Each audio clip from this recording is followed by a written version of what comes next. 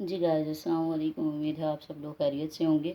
तो आज जो हमने डिस्कस करना है वो है ब्रोंस्टेड लोरी कॉन्सेप्ट। चैप्टर नंबर 10 को हम 10th क्लास के डिस्कस कर रहे हैं डिटेल में, जो कि हमारे पास है एसिड बेस एंड साल्ट का। ठीक है, तो आज हमने जो डिस्कस करना है वो करना है लोरी ब्रांस्ट कॉन्सेप्ट को।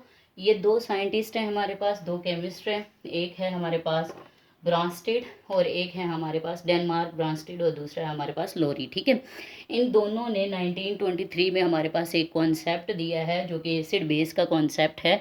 अकॉर्डिंग टू दिस कॉन्सेप्ट कि एसिड वो होता है जो डोनेट करता है प्रोटॉन को। ठीक है, पहले हम एक जनरल सी इक्वेशन को देख लेते हैं कि एसिड क्या होता है, बेस क्या होता है। फॉर एग्जांपल हमारे पास हाइड्रोजन है, हमने प्रोटॉन डोनेट करना है। हाइड्रोजन के पास कितने प्रोटॉन होते हैं हमें पता है। हाइड्रोजन के पास एक प्रोटॉन होता है। ठीक है, हाइड्रोजन के पास एक प्रोटॉन होता है क्योंकि इसका एटॉमिक नंबर 1 है। ठीक है, एटॉमिक नंबर डिटेल में हम लोग 9th जो है क्लास में डिस्कस कर चुके हैं।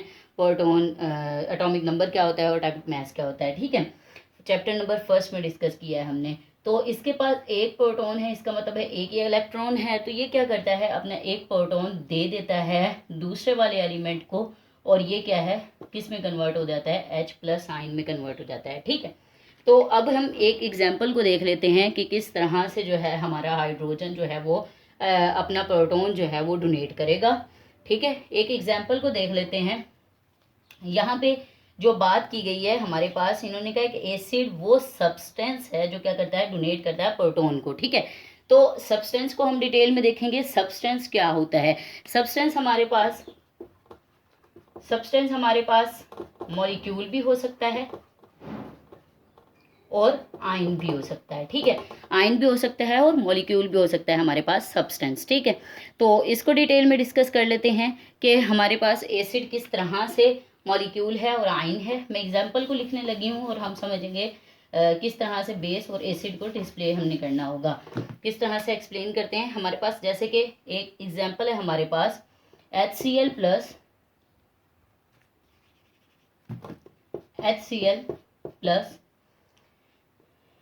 HNH3। ठीक है, ये है हमारे पास एक एग्जाम्पल, और हमारे पास डबल हाइड्रोडायरो है, इसका मतलब है ये रिवर्सिबल रिएक्शन है।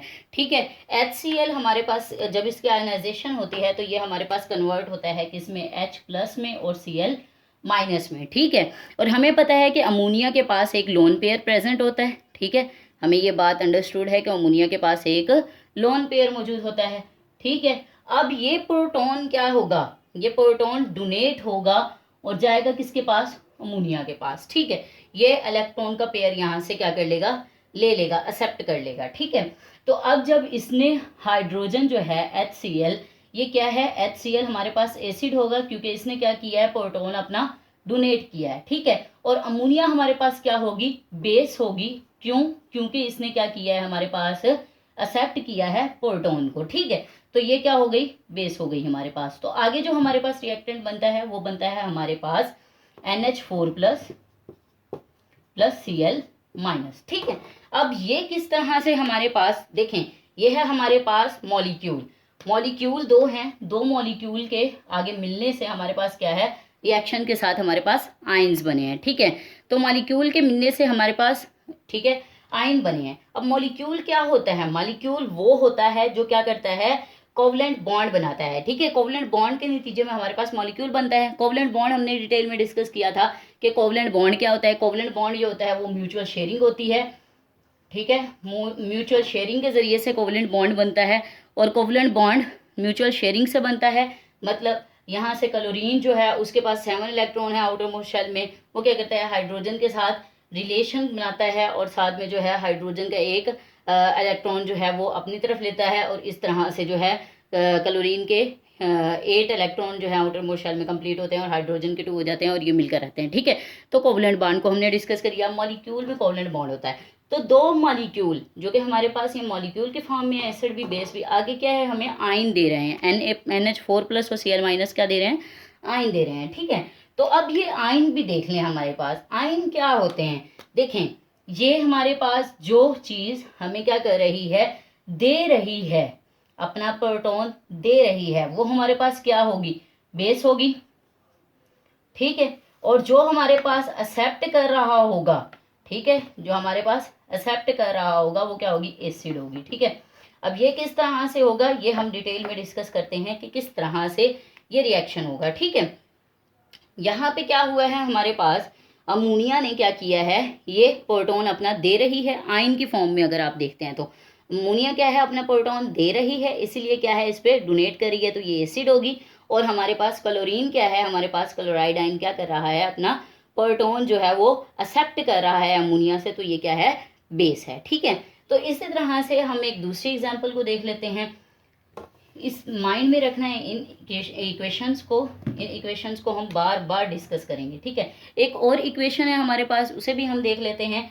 जैसे कि HCl है हमारे पास, माइनस प्लस, ठीक है, प्लस, और साथ में हमारे पास वाटर है, वाटर। ठीक है, ओके, इन दोनों के मिलने से, HCl और वाटर के मिलने से हमारे पास जो चीज़ बनती है वो है हमारे पास हाइड्रोनियम आयन, HNO3, H3O+, ठीक है, और साथ में हमारे पास क्या बन रहा है, क्लोराइड आयन, Cl-। ठीक है, अब ये किस तरह से बन रहा है, हमारे पास हाइड्रोजन है, हाइड्रोजन ने क्या किया है, अपना एक इलेक्ट्रॉन, यहाँ पे जब इनकी आयनाइजेशन हुई है क्लोरीन की और हाइड्रोजन की, तो हाइड्रोजन पे पॉजिटिव चार्ज आया, क्लोरीन पे नेगेटिव चार्ज आया। ठीक है, यहाँ पे जो ऑक्सीजन है उसके पास 2 इलेक्ट्रॉन प्रेजेंट है लोन पेयर के फॉर्म में। अब क्या हुआ, HCl अपना एक प्रोटॉन दे रहा है वाटर को। ठीक है, जब दे रहा है, डोनेट कर रहा है, तो इसका मतलब है HCl हमारे पास क्या है, एसिड है, और यहाँ पे वाटर चूंकि प्रोटॉन एक्सेप्ट कर रहा है, तो ये क्या है, हमारे पास बेस है। अब इधर आ जाते हैं आयन के फॉर्म में, तो यहाँ पे हमारे पास क्या है, पॉजिटिव चार्ज है, तो यहाँ से ये पता चल रहा है कि हमारे पास ये क्या है, एसिड है, क्योंकि ये अपना जो प्रोटॉन है वो क्या कर रही है, डोनेट कर रही है, और क्लोरीन क्या है, एक्सेप्ट कर रही है, तो ये क्या है, हमारे पास बेस है। तो ये तो एक सिंपल सी बात थी, हमने एसिड और बेस को डिस्कस कर लिया। इससे आगे जो फर्दर डिटेल में हम जाएं तो हमारे पास 2 चीजें और आ जाती हैं। एक हमारे पास आ जाता है कॉन्जुगेट एसिड और कॉन्जुगेटेड बेस। ठीक है, कॉन्जुगेटेड एसिड क्या होगा और कॉन्जुगेटेड बेस क्या होगी, यहाँ पे इतना क्लियर है आप लोगों को, एसिड क्या है, बेस क्या है। इसके बाद हम लोग फर्दर जो है प्रोसीड करते हैं कॉन्जुगेटेड एसिड और कॉन्जुगेटेड बेस के बारे में। ठीक है,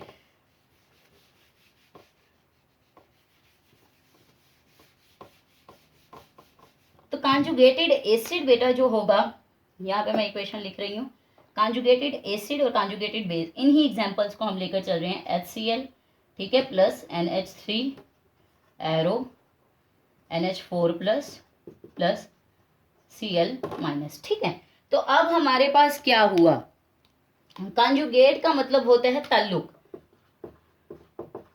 कॉन्जुगेट का होता है मतलब ताल्लुक, ठीक है, रिलेशन, सही है।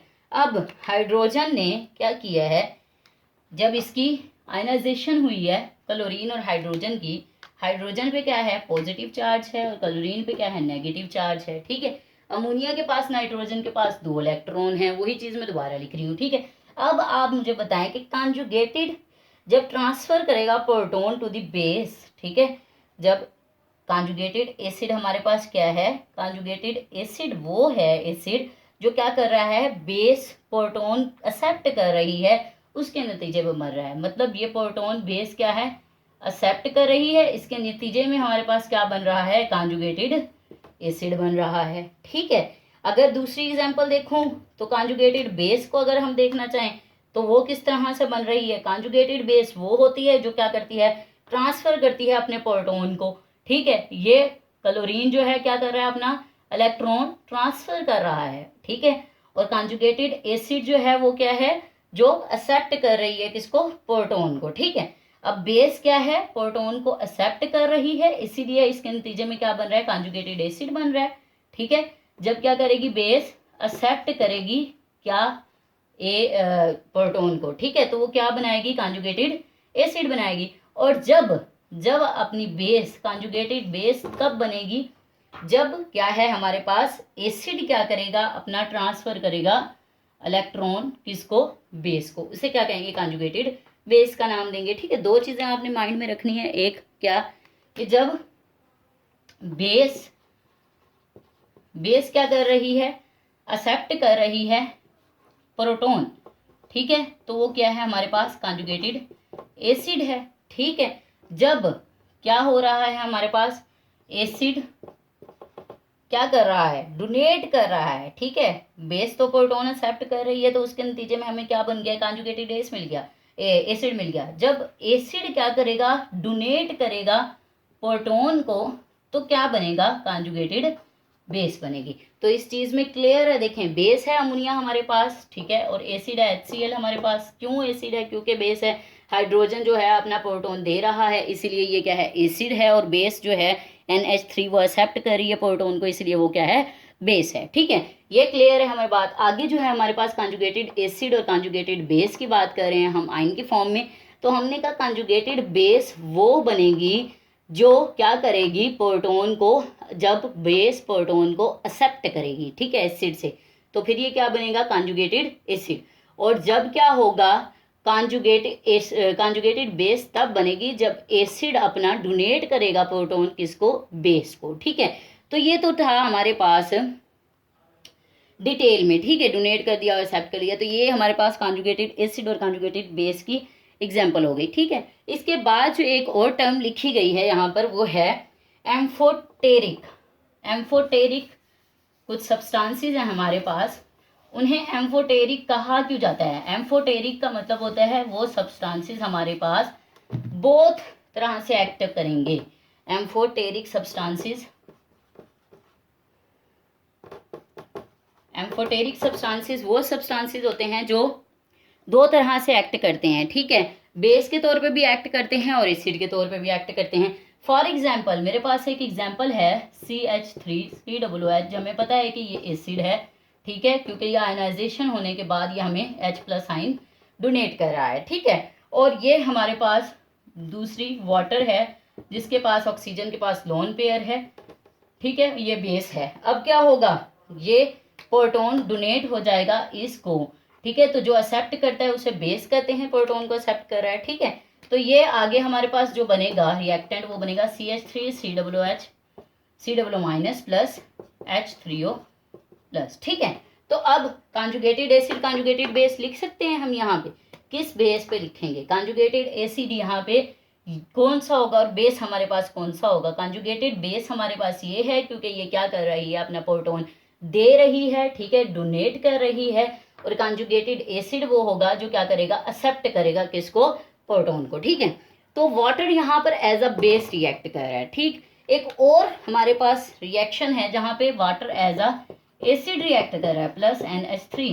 ठीक है, तो हमारे पास जो रिएक्शन बन रहा है वो है NH4 प्लस Cl सॉरी, बस हमारे पास OH माइनस बनेगा। ठीक है, तो अब इसमें हमारे पास वाटर क्या है, वाटर एज अ, यहाँ पे क्या हमारे पास है, water as a acid react कर रहा है। ठीक है, किस तरह से, यहाँ पे अमोनिया है, अमोनिया के साथ जब वाटर की ब्रेक डाउन हो रही है तो वाटर किस में कन्वर्ट हो रहा है, वाटर की ब्रेक डाउन होने पे ये H+ प्लस OH माइनस में कन्वर्ट हो रहा है। ठीक है, अब ये क्या कर रहा है, ये हाइड्रोजन अपना जो है प्रोटॉन दे रहा है किसको, बेस को। जब दे रहा है तो इसका मतलब है ये क्या है, एसिड है, और बेस एक्सेप्ट कर रही है प्रोटॉन को। ठीक है बेटा, तो ये क्लियर हो गया हमारे पास कि भाई एसिड क्या है और बेस क्या है। ठीक है, अब इसी तरह से अगर हम इसका कॉन्जुगेटेड एसिड और कॉन्जुगेटेड बेस लिखना चाहें तो हम किस तरह से लिख सकते हैं।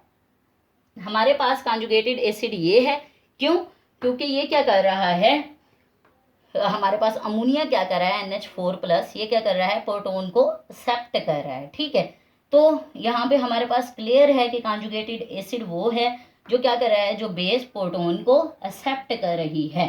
ठीक है, तो ये कॉन्जुगेटेड बेस हो जाएगी और ये कॉन्जुगेटेड एसिड हो जाएगा। तो हम ये डिटेल में डिस्कस कर चुके हैं। अब इसके कुछ ड्रॉबैक्स हैं, जिस तरह हम पहले हर थ्योरी में देखते आए हैं कि हर थ्योरी के कोई ना कोई ड्रॉबैक्स हैं, हर कॉन्सेप्ट के कोई ना कोई ड्रॉबैक्स हैं। तो इसमें दो ड्रॉबैक हैं, और वो ये हैं कि दो चीज़ें हैं हमारे पास। इसने हमें प्रोटॉन की बेस पर बताया है कि प्रोटॉन एक्सेप्ट करेगा या डोनेट करेगा तो एसिड और बेस होगा। ठीक है, लेकिन कुछ ऐसे एलिमेंट्स हैं जिनके पास हमारे पास प्रोटॉन है ही नहीं। कुछ ऐसे एलिमेंट्स भी हैं जैसे SO3 है, ठीक है, इसके अलावा CaO है। ठीक है, लेकिन अगर आप देखें तो ये हमारे पास क्या है, एसिड है और ये बेस है। ठीक है, लेकिन इनमें तो प्रोटॉन है ही नहीं जो ये डोनेट करें या एक्सेप्ट करें, तो इसीलिए ये कुछ ड्रॉबैक्स हैं इस कॉन्सेप्ट के अंदर। ठीक है, तो ये डिटेल में हमने इसमें डिटेल में डिस्कस कर लिया लोरी ब्रांचलेट कॉन्सेप्ट में। एसिड क्या है, बेस क्या है, कॉन्जुगेटेड एसिड क्या है, कॉन्जुगेटेड बेस क्या है, और एम्फोटेरिक कंपाउंड्स कौन से होते हैं, एम्फोटेरिक सब्सटेंसेस कौन से होते हैं। ठीक है, तो ये आपके पास लोरी ब्रांचलेट कॉन्सेप्ट जो है वो लॉन्ग में भी पूछा जा सकता है, शॉर्ट में भी पूछा जा सकता है।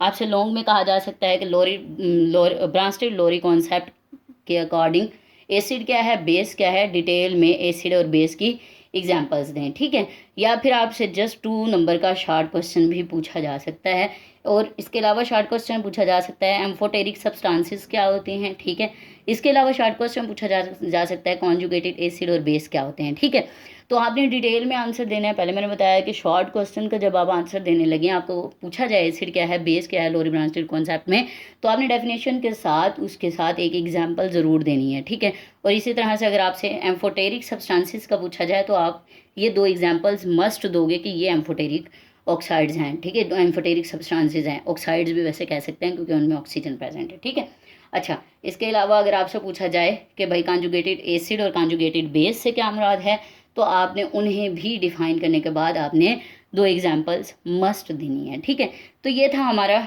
लोरी ब्रांचलेट कॉन्सेप्ट। इंशाल्लाह इसके बाद हम नेक्स्ट लेक्चर में डिस्कस करेंगे Lewis concept of acid and bases. ठीक है, उसको डिटेल में डिस्कस करने के बाद देन हम फिजिकल और chemical properties acid and bases की, देन इनके यूजेस की तरफ मूव करेंगे। ठीक है, अगर कोई आपसे अभी भी क्वेश्चन है, कोई क्वेरी है, तो आप कमेंट सेशन में ज़रूर पूछ लीजिएगा। ओके, तब तक अपना ख्याल रखिएगा। अल्लाह हाफिज़, फ़ी अमान अल्लाह।